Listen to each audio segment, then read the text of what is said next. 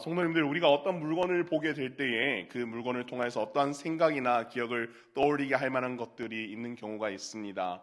사연이 있는 물건이 있을 수도 있고요. 그리고 또 어떠한 대상이 있는 걸 수도 있을 것입니다. 아마 성도님들 가운데 그런 물건들 참으로 많이 있으실 것입니다. 이제 반지 하면은 내가 이제 우리 남편이랑 결혼했었을 때 맞췄던 이 예식 반지 뭐 이런 것들도 있을 수 있고요. 그쵸? 편하게 생각하면은 그런 것들이 있죠. 저는 뭐가 있을까 좀 생각해 보니까 저에게 좀 많은 기억을 나게 하고 별것이 아닌 그런 물건이긴 한데 라면 하면 저는 좀 뭔가 많이 생각납니다. 라면 하면 좀 뭐가 생각날까요? 이희성 목사에게 몸매가 완성되는데 많은 작용을 한 물건일까요? 예, 뭐 그럴 수도 있겠고요. 그치만 라면이라고 하면 저는 참 많은 것이 좀 생각이 나는데 저는 라면을 참 많이 좋아합니다. 예, 그래서 어제도 이제 우리 영성 집회 마치고 나서 또 이제 바로 집에 기도하고 집에 바로 돌아가지 못하고 또 이제 오늘 기도에도 또 준비해야 되고 그러다 보니까 거의 한 12시쯤 돼서 집에 들어갔어요. 예, 들어갔는데 근데 이제 집에 돌아가면 어떻습니까? 한 12시 되고 이제 앞에서 찬양하고 또 이제 기도하고 이제 그러고 이제 돌아가니까 12시 돌아가면 어떻습니까? 배의 상태가 꼬르륵 거려요. 예, 그래서 라면을 또 유혹을 참지 못하고 한 그릇을 이렇게 또 이렇게 끓여 먹었더니 오늘 교회 오니까 어떤 분께서 목사님 유독 얼굴이 좀 부었습니다. 그렇게 이야기를 하시더라고요. 예, 그래서 이실 짓고 있습니다. 어제 라면 먹어서 그렇습니다. 안 그래도 부었는데 좀 더 부었다. 예, 이런 농 아닌 농을 좀 합니다. 근데 저는 이 라면을 먹을 때마다 좀 이제 가끔 오래전의 생각이 나기도 하는데 지금 저 이희석이라는 사람을 보실 때에 이렇게 너무 튼튼하다 못해 너무 튼튼히 이제 뚱뚱이 되어져 버리고 그쵸?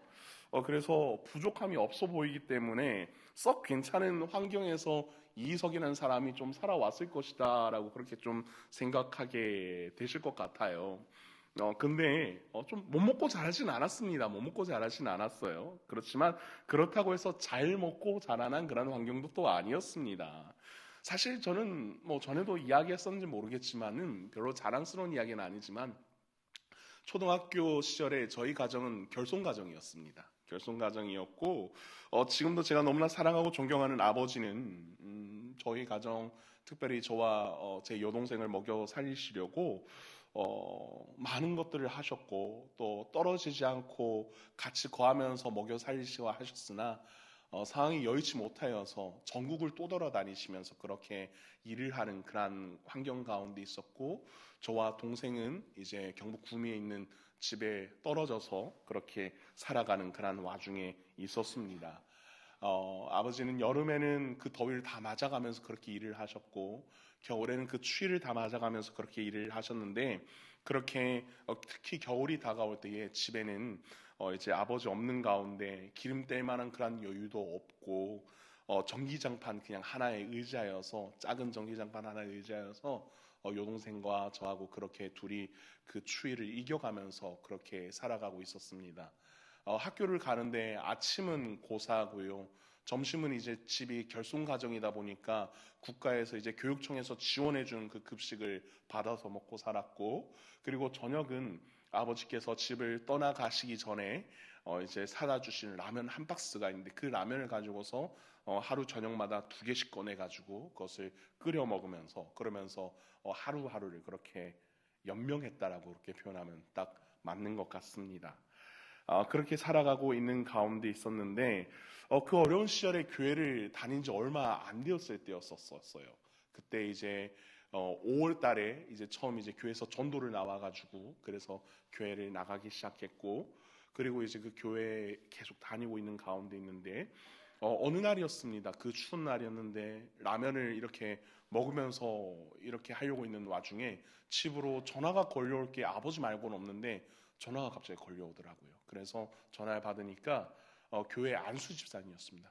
희석아 뭐 하냐 물어보니까 저 이제 동생이랑 라면 먹으려고 그러고 있어요. 그렇게 하니까 라면 끓였냐 거의 다 끓여가요. 그 라면 당장에 버리라고 그렇게 이야기하시더라고요. 왜요 집사님? 그러니까 목사님이랑 지금 너희 집에 가고 있으니까 라면 버려. 너희랑 어디 갈 거야 라고 그렇게 이야기를 하시더라고요. 그래서 그 말을 들었죠. 라면이 좀 아깝긴 했지만. 그래서 했더니 정말 이제 담임 목사님하고 사모님하고 그리고 이제 안수 집사님 내외가 그렇게 오시더라고요. 그리고 저를 봉고차로 갑자기 묻지 마 이제 태움을 하시고서 이렇게 저하고 동생을 태우고 가셨습니다. 그래서 이제 구미역이 있는 이제 그 시내로 데리고 가셔서는 갑자기 이렇게 옷집을 데리고 가시더니 네가 입고 싶은 옷 하나 딱 골라봐라. 이래가지고는 저하고 동생하고 따뜻한 옷을 한 벌을 해주셨습니다. 그리고는 이제 또 그 당시에도 좋았었던 나이키 매장을 데리고 가시더니 운동화 하나씩 골라봐라. 그래서 운동화를 하나 고르게 하시고는 그리고는 이제 다 끝난 줄 알았는데 아까 라면을 버리라고 하셨지 않습니까? 갑자기 돼지국밥집으로 데리고 가시더니 국밥을 한 그릇씩 그렇게 시켜주시더라고요. 그렇게 먹는 와중에 있는데 돌아보면은 라면 하나가 정말 진짜 저에게 많은 추억을 떠올리게 하는 것 가운데 뭐냐면은 하나님이 저와 저의 가정을 그때부터 참 많이 사랑하셨고 그래서 너의 가정은 내가 버리지 않았어. 내가 너를 사랑하고 너의 생명은 내 것이니 지금까지 널 지켜줬듯이 계속해서 너를 지켜줄 거야 라고 하는 그런 기억 있는 물건이 이 라면이라고 하는 그런 물건입니다. 때로는 좀 자제해야겠다는 생각을 합니다. 왜냐하면 이제는 건강을 위해서. 그렇지만 그 라면을 한 번씩 먹을 때마다 그때 당시에 주셨던 그 사랑이 참 많이 생각이 나요. 그래서 그때 당시에 이제 제가 섬겼던 교회 담임 목사님을 지금도 가끔씩 연락드리고 뵐 때마다 목사님 그때 참 감사했습니다 라고 그렇게 인사를 드리거든요. 그러니까 목사님께서는 이 목사 잘 자라줘서 고맙다. 잘 자라줘서 정말 고맙다. 그렇게 이야기를 하시더라고요. 저보다 더 우신 분들이 계시네요. 이렇게 하나님께서는 은혜를 주시는 것, 어떤 매개체로 말미암아 그 은혜를 기억하게 하시고 내가 너를 죽이려고 하는 게 아니야. 내가 너를 살리려고 하기 때문에 너에게 이렇게 보여준 것이 있단다 라고 그렇게 말씀하신 것이 분명히 우리 가운데 있습니다. 오늘 말씀해 보니까 그것이 무엇이냐면은 무지개라고 하는 이 매개체로 우리에게 이것을 보여주시고 또 우리 가운데 또 떠올리게 하여 주십니다. 하나님은 오늘 말씀 가운데 노아에게 무지개를 보여주심으로 말미암아 너희에게 생명을 허락하였다라는 것을 보여주시는데 오늘 말씀 가운데에 이 하나님의 은혜를 좀 떠올리면서 그렇게 은혜 누리며 다시 삶의 자리로 돌아갔었으면 좋겠습니다. 우리가 먼저 보게 되는 창세기 9장의 말씀은 이 9장만 보았을 때 홍수 심판에 대한 결과에 대한 부분이기 때문에 성경을 읽어 나가실 때마다 항상 6장부터 9장까지 함께 보아야지 이 말씀의 시작과 결론이 잘 맺어지게 되어집니다. 그래서 9장에서 하신 말씀이 왜 이런 말씀을 하시는 것인지 우리가 이것을 같이 읽어보게 되면 알게 되는데 먼저 우리는 이 말씀을 보면서 하나님의 뜻 가운데 생육하고 번성하여야 된다는 것을 우리가 말씀 가운데 보면 알 수가 있습니다. 우리가 읽었던 말씀 9장 1절에 보시게 되면은 하나님이 노아와 그 아들들에게 복을 주시며 그들에게 이르시되 생육하고 번성하여 땅에 충만하라라고 그렇게 말씀을 하십니다. 그런데 이 말씀을 볼 때 어디 말씀이 성도님들 생각이 나시는가요? 아마 창세기 1장의 말씀이 좀 생각이 나실 것 같아요. 하나님이 그들에게 복을 주시며 하나님이 그들에게 이르시되 생육하고 번성하여 땅에 충만하라 땅을 정복하라 바다의 물고기와 하늘의 새와 땅에 움직이는 모든 생물을 다스리라 하시니라 라고 이렇게 창세기 1장 28절이 아마 말씀 가운데 바로 생각이 나실 것입니다. 성도님들 생육하고 번성하는 것은 매우 중요한 그런 일입니다. 그렇죠? 왜 그렇습니까? 하나님 명령하셨기 때문에 그것 자체만으로 이미 중요한 것입니다. 하나님께서 복을 주심으로 하나님의 백성이 확장되는 그런 것이죠. 그리고 하나님의 나라가 그 백성의 확장을 통하여서 더욱더 어떻습니까? 하나님의 나라가 그 백성의 확장을 통하여서 드러나고 더욱더 확장되기 때문에 그러기 때문에 생육하고 번성한다는 것이 참으로 중요한 것입니다. 그러나 하나님의 확장에 반하는 행동, 하나님의 원하시는 그런 생육하고 번성함과 반대되는 행동이 무엇이냐면요, 축소되라, 뭐 그것도 그럴 수도 있겠지만은 그것보다 하나님의 뜻과 다른 생육하고 번성하는 것이 하나님의 뜻에 반대되는 그런 행동이라 할 수 있습니다. 창세기 6장의 말씀에 보시면은 1절에서 3절에 이렇게 이야기를 합니다. 사람이 땅 위에 번성하기 시작할 때에 그들에게서 딸이 나니 하나님의 아들들이 사람의 딸들의 아름다움을 보고 자기들이 좋아하는 모든 여자를 아내로 삼는지라. 여호와께서 이르시되 나의 영이 영원히 사람과 함께하지 아니하리니 이는 그들이 육신이 됨이라. 그러나 그들의 날은 120년이 되리라 하시니라 라고 이렇게 말씀을 하고 계십니다. 하나님께서 사람을 번성케 하시지만 그 번성함을 통하여서 하나님과 교제하며 하나님으로 말미암아 즐거워하고 그 안에서 살아가야 합니다. 그러나 그 번성의 핀트가 벗어나기 시작하죠. 하나님과 함께 살아가는 그런 즐거움이 아니라 오늘 창세기 6장 말씀 우리가 방금 제가 읽어드렸지만은 무엇입니까? 내가 원하는 그런 즐거움으로 변질되어 버렸다라는 거죠. 그러하기에 자신의 마음에 드는 이들을 데려다가 자신의 배우자로 삼고 하나님을 멀리하게 된 것입니다. 하나님께서 그가 친히 지으신 것에 보시기에 심히 좋아하시며 그에게 자신이 하였던 일들을 그대로 수행하는 그러한 창조물로 세워주시니가 바로 사람이었죠. 그러나 이제는 하나님의 백성이 하나님과 즐거워하며 살아가는 것이 아니라 나 스스로의 즐거움과 행복을 찾아 나서는 가운데에 그렇게 살아가고 있는 중에 있다는 겁니다. 이 창세기 6장에서 9장의 시대를 살아가는 이들은 하나님 없이 살아가도 될 것만 같은 그런 환경이 조성되는 그런 와중에 있었던 것 같습니다. 그러나 이 창세기가 기록된 것은 언제 저작이 되었느냐 하면은 성도님들 다 잘 알고 계시디 창세기, 출애굽기, 레위기, 신명기, 민수기가 포함된 이것을 뭐라고 합니까? 모세 오경이라고 그렇게 이야기하죠. 이 모세가 이 창세기를 저작을 하였는데 이 창세기를 저작을 하면서 왜 이렇게 저작하게 되었습니까? 하나님께서 모세를 통해서 말씀해 주셨는데 출애굽기 시대를 살아가고 그 다음에 이 민족의 정체성이 누구인지를 알아야 되니까 하나님께서 그러하기 때문에 모세를 통하여서 창세기 말씀을 주신 겁니다. 하나님이 누구신지 이렇게 출애굽을 하게 되었는데 우리는 어떠한 민족인지에 대해서 그렇게 알게 하셨다라는 겁니다. 그리고 이 창세기 말씀을 주시면서 지금 이 광야를 걸어가고 있는 이 민족에게 하나님과 교제하며 하나님으로 말미암아 만족해야 된다는 것을 가르치시고 하나님이 아닌 다른 것, 애굽에서 내가 누리고 좋아했던 것을 좋아하면 안 된다라고 이 말씀 통하여서 그렇게 가르쳐 주셨을 것입니다. 그러면서 하나님 안에서 거하면서 살아가야 한다는 것을 계속해서 이 창세기 말씀을 통하여서 모세가 이 말씀을 받아서 그렇게 가르쳐 주셨을 것입니다. 이미 하나님 안에 거하지 않으면 하나님의 백성이 아닌 자로 찍히게 되면 어떻게 되는지에 대한 그 말로를 이미 출애굽하면서 모든 것을 다 겪어온 그러한 현실 아니었습니까? 결국 어떻게 되었습니까? 애굽 백성들 심판당하고 마지막에 쫓아오게 되어질 때에 홍해에 수장되는 그런 놀라운 일들을 보게 되었었지 않습니까? 그러하기 때문에 완전히 같지는 않지만 창세기 6장 이후에 인간들이 어떠한 일을 당하게 될지 알고 있기 때문에 주의하기에 충분한 상황이었습니다. 이미 하나님의 백성이 아닌 사람들, 하나님을 거스르는 사람들이 이미 어떻게 되었습니까? 홍해에서 수장되었듯이 어떻게 되어집니까? 창세기 말씀을 보니까 하나님께서 창세기 말씀을 내려주셨는데 하나님을 따르지 않는 사람들이 어떻게 되어집니까? 홍수로 인하여서 수장되어지는, 홍해로 말미암아 수장이 되어졌고 홍수로 말미암아 수장되어지는 이 끔찍한 일들을 보고서는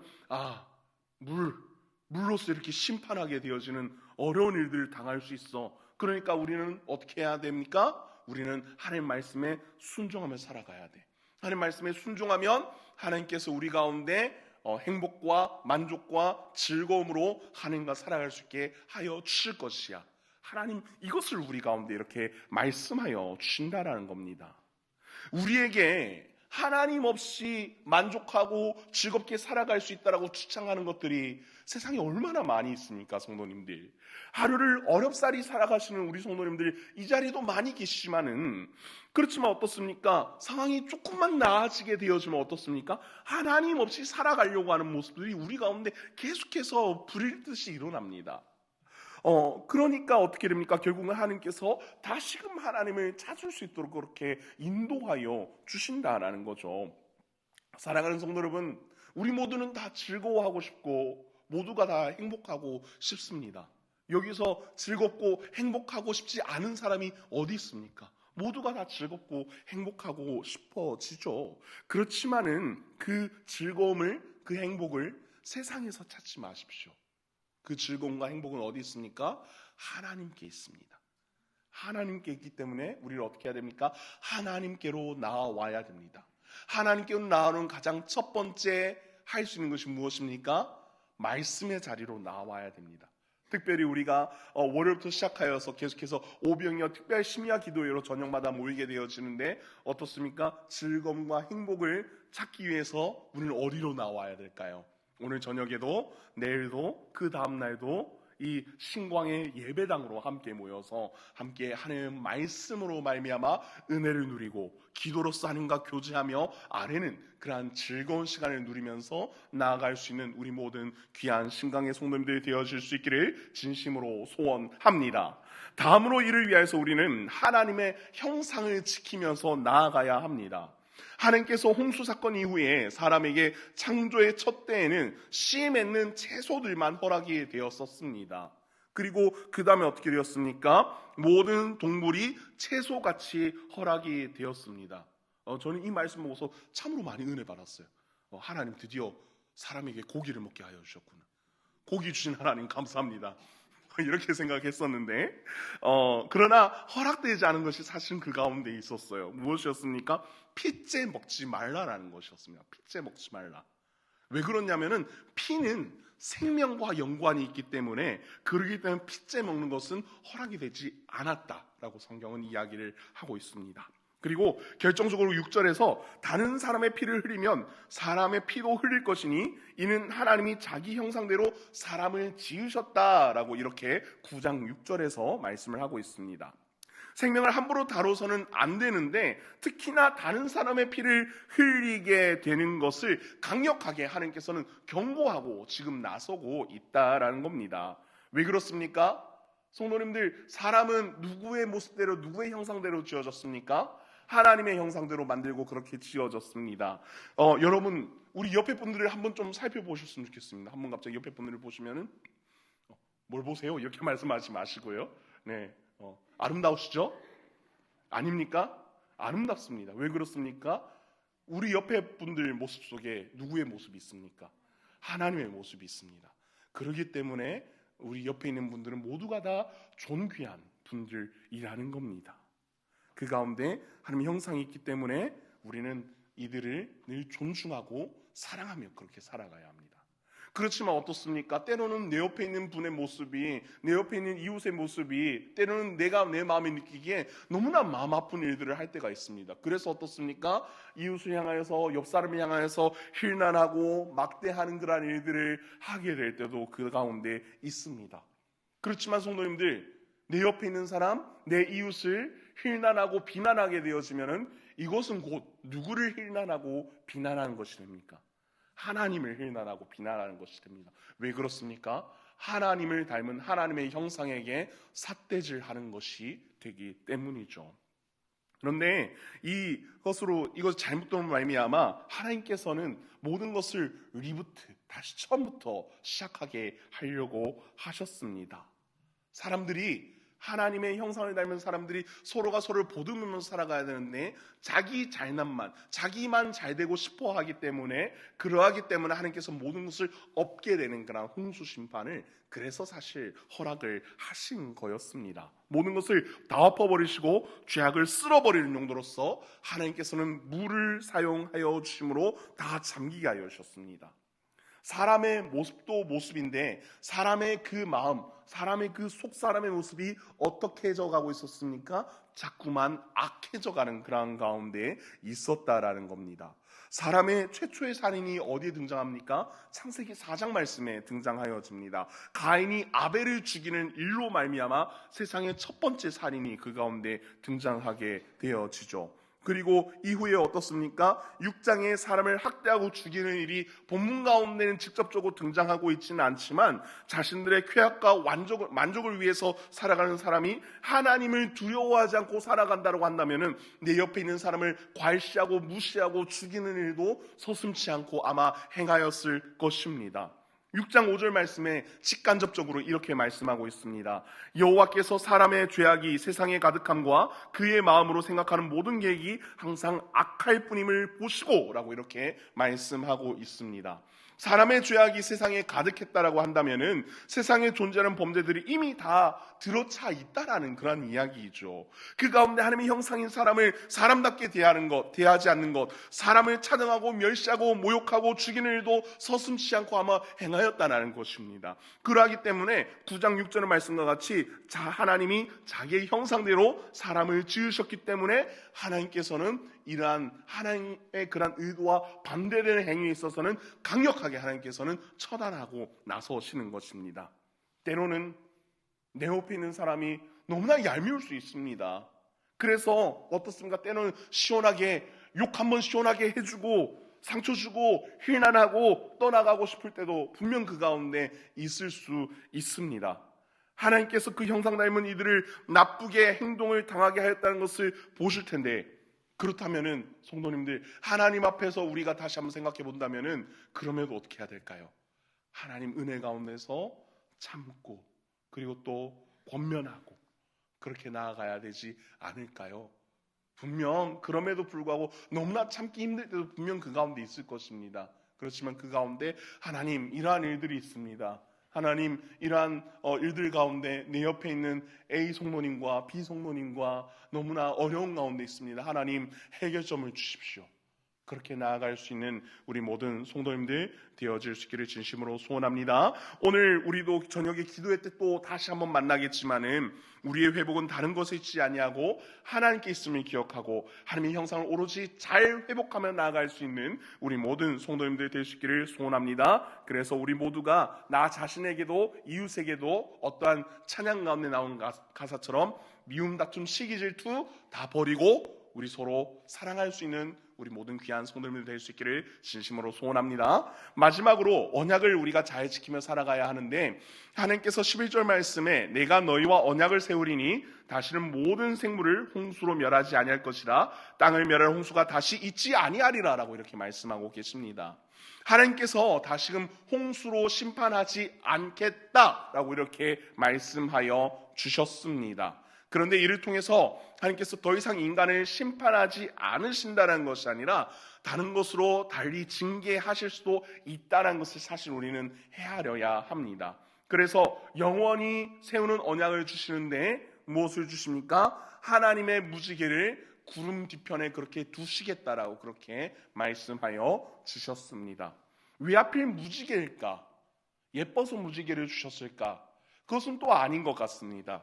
무지개라고 하는 이 단어를 보게 되어지면은 이 단어 가운데 활이라고 하는, 이 쏘는 활이라고 하는 그러한 의미가 그 가운데 또 담겨져 있습니다. 활은 신의 대범하고 전투적인 모습을 드러낸다라고 고대 근동에서는 그렇게 이야기를 합니다. 이 활이 하나님의 징계로 그 손을 들어서 화살과 같은 빗방울로 쏟아내시고 모든 생물은 죽게 되었지만은 이제 더 이상 그러한 심판은 전무후무할 것이다 라는 것을 말씀을 하는 것입니다.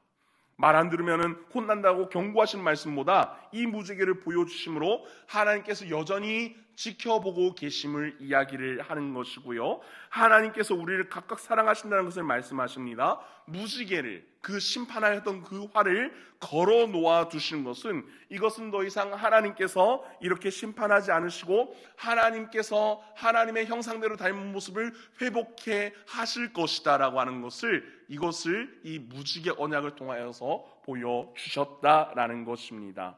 사랑하는 성도 여러분, 심판을 피하게 하시고 우리의 생명이 되어주시겠다고 말씀하시며 다시금 삶의 자리로 돌아오게 하는 것, 이것이 바로 무지개 언약입니다. 이 사실을 기억하며 온전히 하나님의 은혜의 자녀로 살아갈 수 있는 우리 모든 성도님들이 되어질 수 있기를 진심으로 소원합니다. 말씀을 마무리합니다. 우리를 죽이고자 함이 아니라 하나님의 백성으로 살게 하고자 하나님께서는 크나큰 일을 우리 가운데 보여주셨습니다. 우리의 믿음이 그냥 주어진 믿음이 아니라 하나님의 선물이며 은혜임을 기억하며 나아갈 수 있는 우리 모든 신강의 성도님들 되어질 수 있기를 진심으로 소원합니다. 우리에게 생명의 은혜를 허락하여 주시고 사랑하심을 선포하시는 무지개를 주신 것을 기억하며 온전히 하나님 앞에 감사하며 나아가며 오늘도 우리에게 은혜 주시며 재시작할 수 있는 은혜를 허락하여 주신 것 감사하며 나아갈 수 있는 우리 모든 신강의 성도님들 되어질 수 있기를 주님의 이름으로 소원합니다. 기도하겠습니다.